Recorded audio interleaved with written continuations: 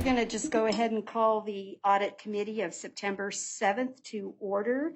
May I have a roll call, please?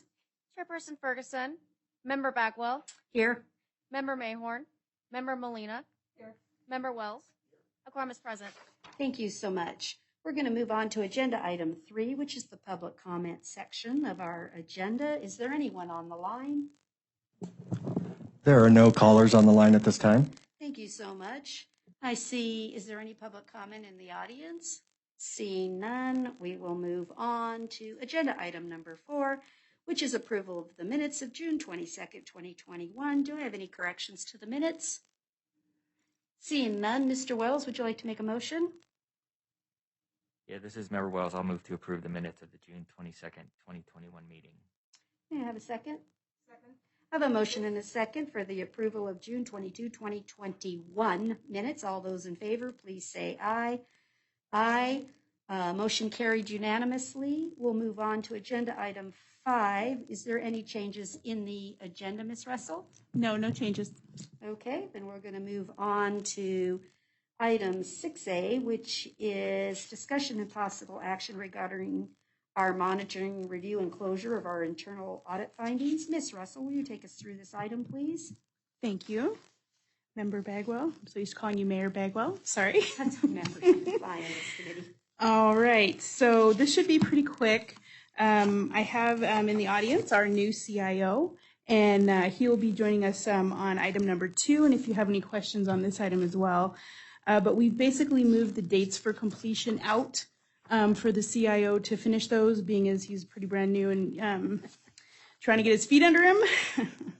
So that's really all the changes that we had for the social media study, which is just waiting for that security response plan to be finalized. And then, yeah, item 13, and then all of the external and IT vulnerability audit ones. And I want to just make sure everybody knows that we have hit all the severe areas. So now it's more best practices and trying to just finalize all the findings. On the fleet management audit, there's only one that I'm recommending for closure, which is the asset utilization review. They did do this at the end of the year, and they did find a few vehicles that have light usage, and the Public Works Department has sent emails to those department heads letting them know that there's a few vehicles that have light utilization. And so it would be up to those department heads on what they want to do, if they want to try to share a vehicle with somebody or how they want to address that light usage. So I think that item, they've done it. They've got a procedure in place. I think it's okay to close it, if that's the pleasure of the committee. So I have just a question in general. So when the fleet sends the low utilization report to the particular department head and then the department head responds, is there going to be a review of that response and whether it's appropriate? How do we see the final answer coming to fruition? I mean, that's the objective of the finding is to, so does the final report with comments, who reviews that? Yeah, I wasn't quite sure how that was going to work, to be honest with you. I think the main thing was figuring out which vehicles were light usage. And now that we've done that, we were going to leave it up to the department head to determine if they really needed that vehicle or if they could somehow share with another department and we could remove that vehicle. However, we can definitely maybe have the city manager's office involved to make sure that that communication is happening. I think what I'm interested in is not letting a report languish somewhere. You know, what are we doing with the data, and do we then have a second year and that somebody is in charge to make a decision that, okay, this vehicle maybe should become a citywide checkout vehicle or it should be disposed of. And so I just caution that I would like to see the end result put on it that says during maybe the annual budget process when we're looking at CIPs and uses for vehicles, that the board is given the final report, because honestly, maybe I personally would like to see it to say, yes, let's get a new vehicle here, because I don't have any low vehicles that I could reassign. So if that makes sense, I just don't want to see us, and I'm fine with closing the item, I just want a final touch to it, that it gets an executive look. Okay. No, That that's a makes great sense? idea to bring it to the Board of Supervisors with the capital plan. Mm-hmm. I mean, since we always, have that balance between elected officials and directors, it's kind of hard to say, no, we're selling your vehicle to an elected official who says, no, I need it. So Yeah. so it's a little bit of push and pull there. And so I think it's a great idea for the board to kind of intervene there and just say, okay, do you really need this? So, yeah. Well, and I think it's another thing that it gives the public an opportunity to see that we don't take reports and just put them on a shelf. And I think often that's what people believe, and I hope to prove to them it's not what we do. We actually are going to utilize this to help guide us in future fleet decisions. And so, Mr. Wells, does that seem like an appropriate end to this item? Yeah, I mean, for me, the finding isn't just identifying a low utilization vehicle. It's what do you do once you do identify a low utilization vehicle? Just, saying you have one but not doing anything with it is kind of defeats the purpose, I think, of what this finding was all about. And so I get it. Sometimes there's years where there's low utilization, and there may have been, with the pandemic and everything, there may have been some causes for low utilization and they still need it. But I think some justification for maintaining the low utilization vehicle is warranted and should have some level of higher level review. So great. May I ask then, as a team here, are we okay with closing this, but adding that annually the Board of Supervisors will review the report? We can leave it to them to decide whether it's probably with the capital plan, but I don't need to dictate that, but that it just needs a Board of Supervisor review. Okay, everybody? Yeah, I think I'm fine with closing this with the recommendation that the report, along with any backup, be provided to the Board of Supervisors on an annual basis. Yeah, and I really like the idea of our capital plan, because that's when they're asking for new vehicles. So it's a good idea to look at it all. Yeah, no, that's great. Got it written down. Okay. We'll make that happen. This was the only item on this agenda for discussion for closure. Is that correct? Yes. The last one is the accounts receivable, and that item isn't supposed to be discussed until October.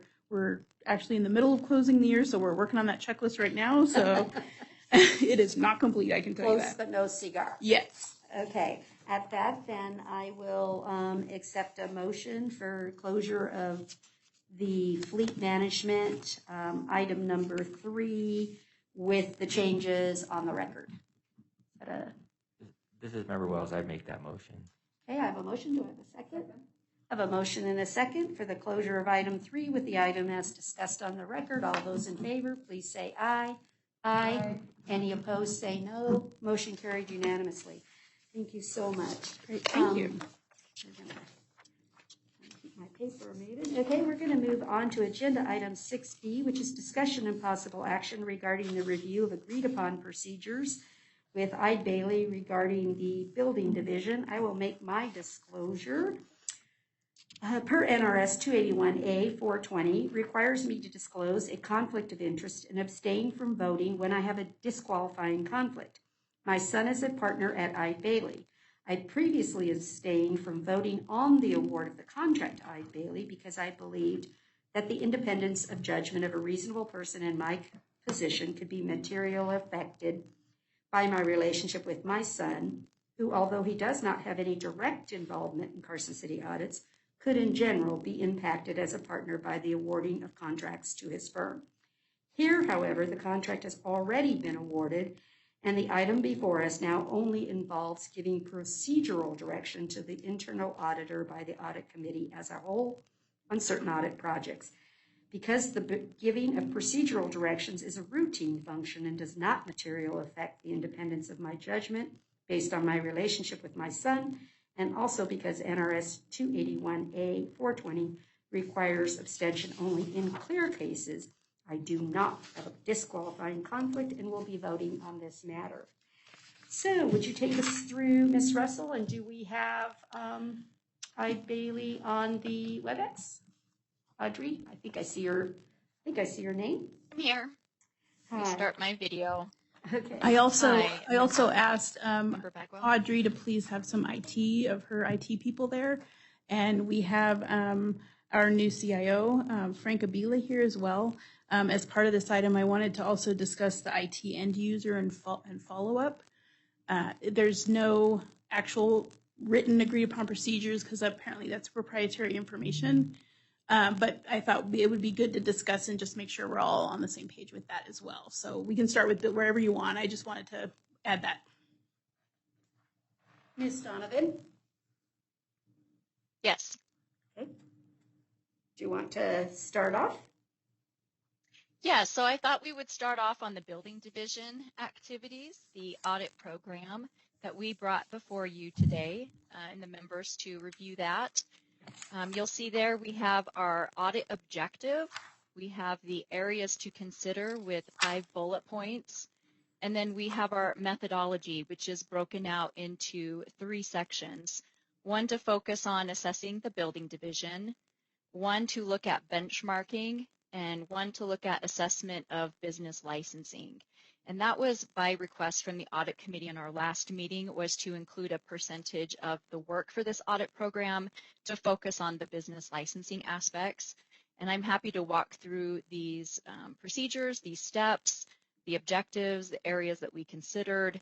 But these really are fleshed out from the audit objective that we proposed at the last meeting, and the methodology are the additional steps that we plan to propose to move forward in order to get our arms around the go, no go decision making that really needs to occur, or that the building division would like to make regarding privatization versus insourcing. Do you have any questions on this particular procedure? So maybe I'll just start off a little bit. I want to make sure that all of the areas of consideration in the building department does not start off with a predetermined thought, if that makes sense, so that it's all. So when I looked at this and saw that you said compare it with other peer cities, can you give me a little bit about what you mean by a peer city? So if no one else is outsourcing it, well, what do you mean by that? Ones of relative size, other cities in Nevada? What do you mean by peer cities or peer? Correct. And in this regard, benchmarking, we put here TBD, to be determined, as we weren't exactly certain at this point if we would need to go the extra step of benchmarking, which in this regard is more of a performance audit aspect, which I saw as one of the layers that might be needed when we're looking at comparing outsourcing versus insourcing and that privatization aspect. So I don't know exactly which municipalities within Nevada that have privatized their building division and the licensing permitting aspects. In that regard, it would be benchmarking any municipality that was of like size that had similar activities as to what Carson City is looking at, and how they may go about assessing the performance of their third-party entity, what sorts of activities they're outsourcing, are they seeing that to be effective, just more something to inform that decision-making process of the building division in ensuring that they have all the information that they need. This is one layer of research that may come into play that may be needed. But we, at this point, like I said, left it as TBD, and it's something we want to level set with the building division with hope and ensure that she's on the same page. Okay.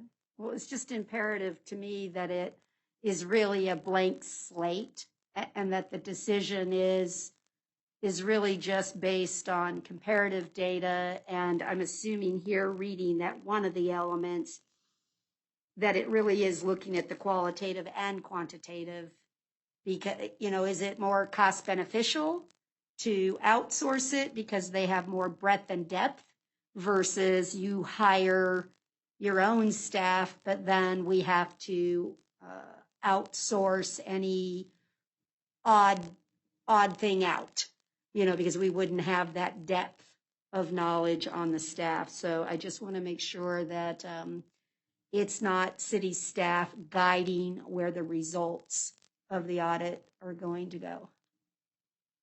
Does that make sense what I'm saying? 100%. Okay. It does. Member Bagwell, yes, we are independent. We are your independent internal auditors, and we will be supporting any information that we provide that would help inform the decision making with the backup and support of research and testing that will be conducted. And you're absolutely right in this regard. It'll be quantitative and qualitative analysis, and we anticipate that there may be multiple decision-making points based on this. Is it going to be a phased approach? Is it even, first, is it even going to move forward with bringing it back in-house, keeping it privatized, or bringing it in-house? If so, what's the timing for that? What's the percentage of moving it in-house? Which activities will be moved that way? So this is just part of that process.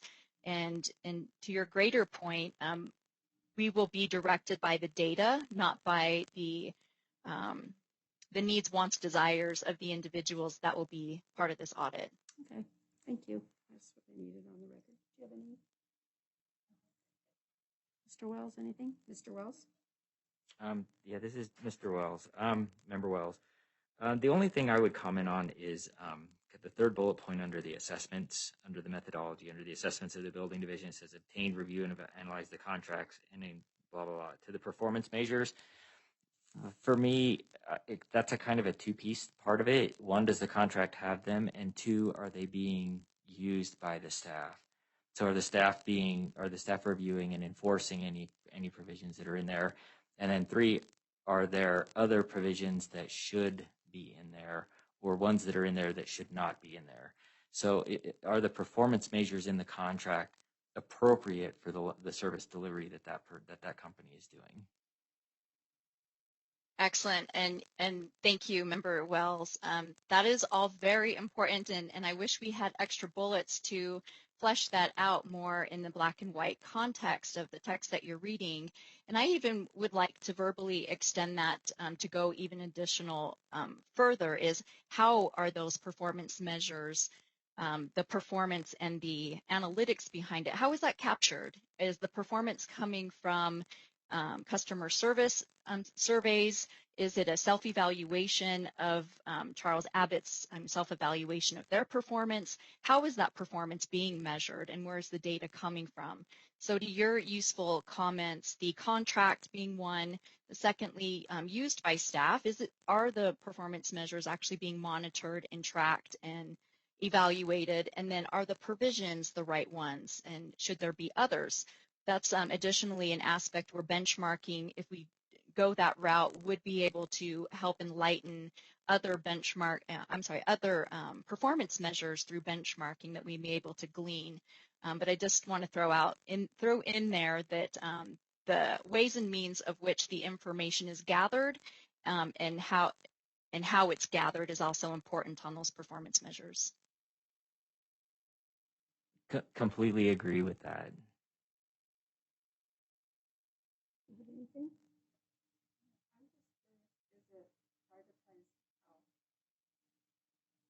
I'm sorry, I'm just curious are we doing privatization now, or because I missed the last meeting? So that was my question. Privatized, okay. And talking about going. We've only been privatized for 5 years, I believe. 5 and years. So we're at this point looking at, was that a good decision or not? Okay, thank you. Mm-hmm. Or should we switch to even hybrids? Keep it all. What's the right service delivery methodology versus price? I mean, and they're not mutually exclusive. Sometimes you are willing to pay a little more if your service is broader and gets the building permits out faster. I mean, that's what I meant by it's so imperative that I understand this at both quantity and quality versus what price. I mean, you're weighing all of it to determine what you ought to do. Nothing's exclusive of itself. So, and then anybody have any questions or ideas in the business licensing arena, or we were okay with their approach there? Okay. The only thing that I will say is, as a person who buys or has a business license in the city, the process isn't that great. I've had problems the last 2 years as they've transitioned to the new system, I guess it is. They didn't get bills out on time. Some of it was my self-reporting, my going down to proactively pay versus getting something either via email or paper that says you have an amount due. That's all I'll say about that one. Thank you. Yes. Well stated. Agreed. Well stated. And I'm sorry. Yeah. Well, I'm sorry for both, right? The city's probably missing out on revenue and identification of businesses, and the frustration of our business community that wants to do the right thing. And if you have to spend hours and hours trying to just simply log on and create your invoice and pay it, that I don't think it was a good situation for anyone. So we look forward to what comes out of this particular audit. We think we already know some of the answers. So if there's nothing else, then I will. Want to talk about IT a little bit, the two IT procedures? Sorry. Oh, yeah, those weren't on here. They're not on the actual item, Right. but it's down a little bit. Yeah, sorry about that. Oh, that's okay. So what is the? So maybe IT plan? Audrey, can your IT guy give us an overview of what they're going to do with the follow-up and the end user testing, just to make sure our Yes. IT people and the committees all agree on what's going on? Thank you, Ms. Russell. Yes, I will go ahead and introduce you to Alex Brown, and he is with our IT group, and he is here to discuss the follow-up activity that will occur from the internal and external vulnerability assessment that we executed last year. There were a number of findings that need to have follow-up occur based on the implementation, and looking at the follow-up tracking sheet, we can see when those are slated to be implemented. So we have earmarked this activity to occur next March-April timeframe. And then Alex will talk about or answer any questions that may be needed towards the end user and wireless assessment. So Alex, I'll go ahead and turn this over to you. Yes, thanks, Audrey. So as Audrey said, the follow-up on the internal and external vulnerability testing is going to be a validation of any items that were deemed resolved or remediated. We'll go back and look at those again to ensure that those actually have been remediated, using similar methodology to before around our mapping and scanning, and then high-level vulnerability testing on those items. I'll pause for a second. Are there any questions on that internal or external follow-up? Go ahead. Okay. The second item is the end user and wireless vulnerability assessment. The end user vulnerability assessment specifically is going to be taking over the actual end user machines. We're going to be testing the controls in place on those machines, seeing if we can install malicious software, seeing if we have the ability to get into other users' accounts. In short, just make sure that the procedures and technical controls that are in place on those end user machines are adequate in order to make sure that the network is secure from that regard. What I will do is pause here for any questions as well. Frank, come on up, please. Hopefully you're going to do that on a Saturday and not bring the whole city down. I can see it now. Go ahead, Frank. Yeah, this is Frank Cabela, CIO for the city. I do have a couple of questions on the intrusion test. Will it be solely internal to internal, or are you going to come outside in? So if we're looking at the end, you're asking just about the end user, correct? That is correct. Yes, the end user will be strictly from the inside. We'll have access to the machine, and if we have to remote into that from an internal device that we'll put in your network, we'll be able to simulate that internally only. And to the member's point a second ago, we will not be doing any risky behavior that might take down any networks or machines. Yeah. Thank you. You can see it now, right? We And then tested. yeah. And then the next question is going to be if you could share that tool with what that will be to understand what type of intrusion that'll be, where it doesn't kick off any internal scans or anything else that we have simultaneously going on. Yes, so for the details around the exact tool, I'll look to my colleague Nathan Kramer. Before I do switch over to him, though, I will say that we'll work ahead of time with you and your team to ensure that all the tools are documented. You know exactly when we're working from, starting and ending. And that way, if you see any suspect traffic while you're logging, you'll know that that's coming from us. So Nathan, I'll let you add any technical color to that, please. Yeah, this is Nathan Kramer from iBailey here. And in terms of the tools that we'll be using for the end user assessment, it will be quite a variety of tools. A lot of it will just be simply manually testing what we can access, whether that be files, folders, shared network drives. As Alex said before, can we install things? What are our permissions for, well-known tools themselves that can be used as malicious? So we'll test those, and like I said, that's kind of on the manual side of things. But we'll also use tools like Nessus. That's kind of our big one. Nessus Professional for kind of the automated and the scanning side of things. Thank you. And with those findings through Nexus Tenable, correct? Can we get the remediations? Because I know the reports actually give you a detailed remediation component on that. Yeah, so Nessus itself, or Tenable rather, like you'd mentioned, they do provide great output in terms of reporting and remediations, but we often like to tailor those remediations specifically to your organization, just to provide just a more customized set of remediations based on what we see throughout your network and throughout your organization. So we kind of, as the end result, give sort of a customized, just all together in one report with all those remediations that we would recommend. And Nathan, just to add to that, I think that's kind of the value add that iBailey provides in this situation. Is it's not just we're not just running a scan and giving you the outputs. We really are providing contextual, information.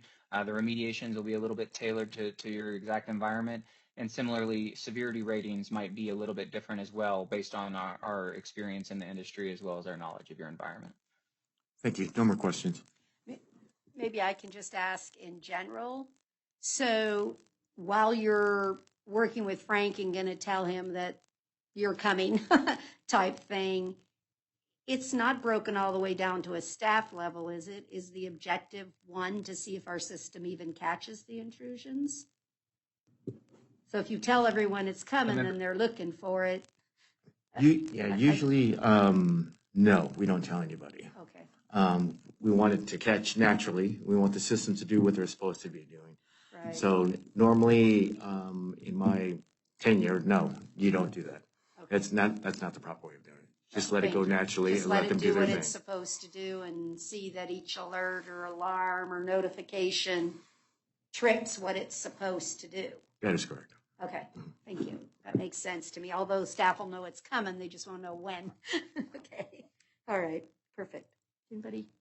He's answered all the questions you need, Frank. No more questions. Thank you. Thank you. All right. And Anybody? did we want to touch? I apologize. Did we want to touch on the wireless vulnerability assessment as well, or are we okay with just the end user there? You're all right with that one. Yeah, they're all right with that one. Thank you. Okay. Thank you. Don't have any further on this. I'll accept a motion to accept their agreed upon procedures as we discussed on the record. Yeah, this is Member Wells. I would move to direct iBailey and the staff to perform the agreed upon procedures as discussed at today's meeting. I have a motion and a second to staff to perform agreed upon procedures with iBailey as discussed on the record. All those in favor say aye. Aye. Any opposed say no. Motion carried unanimously. Thank you so very much. We're going to move on to agenda item 6C, which is discussion regarding the fiscal year 2022 audit work program and update on our hotline activities. Ms. Russell. And I'm going to turn this over to Audrey to give you an update on our 22 work program and hotline. Thank you, Ms. Russell. I'll start with the audit plan, and based on the audit plan we have executed from the last audit committee meeting, the citywide payroll process. We kicked that off a couple of months ago. We have been working very closely with the finance and accounting department to get system access so that we can do a lot of the activities remotely and not have so much disruption and touch points with Sherry's team and the activities that go on. So with that system access, we've been able to do, I would say, 80 to 90% of that work through the system. And we are more than halfway through field work and anticipate wrapping up by the 15th of this month, which means we'll get into drafting the findings and get into report writing while Sherry and her team start moving into even more exciting activities with other auditors. One right after another, huh? Never ends. It's a budget or it's an audit. Is there much more in the life of finance? Yeah. Never ends. Never a dull moment. And then from there, we will kick off the building division engagement once this one wraps up. And we have the go-ahead from Hope as, based on timing, but we anticipate kicking that off sometime October, November timeframe. Was there any hotline activity? And when it comes to the hotline, the fraud, waste, and abuse hotline, there is one activity that hit the fraud hotline, and it is quite a conundrum, and it really belongs with the building division. And it really should be part of our audit. It comes timely because it really hits the objective of what we're looking at when it comes to how certain building activities are handled.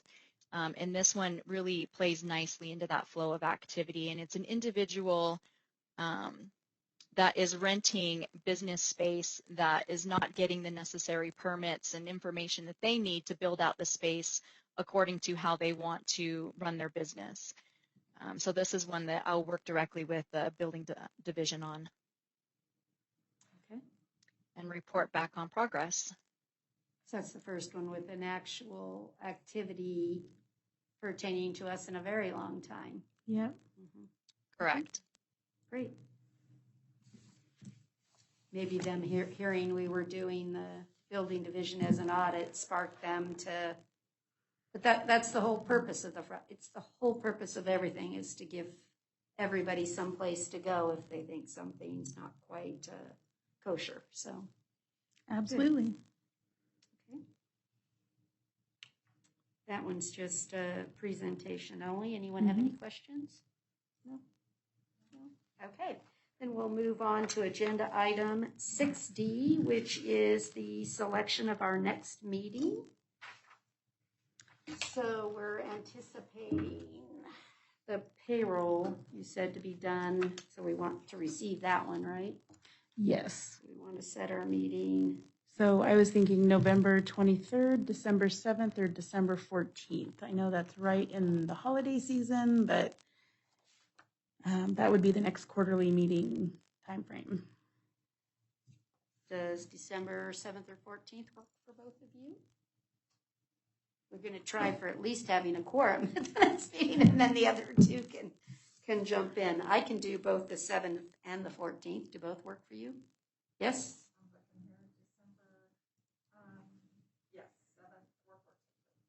Okay, let's shoot for December 7th, and then Okay. if it doesn't work, we'll move it to the 14th. Okay, we'll put it right on there right now. Audit 1:30 on December 7th. And I'll let Ernie and Stephen know and see if it works for them too. Okay. Thank you. Thank you. Okay, so December 7th, 1:30 p.m. All right. So we're now on to our final agenda item, which is public comment. Do I have any public comment on the phone? There are no callers on the line at this time.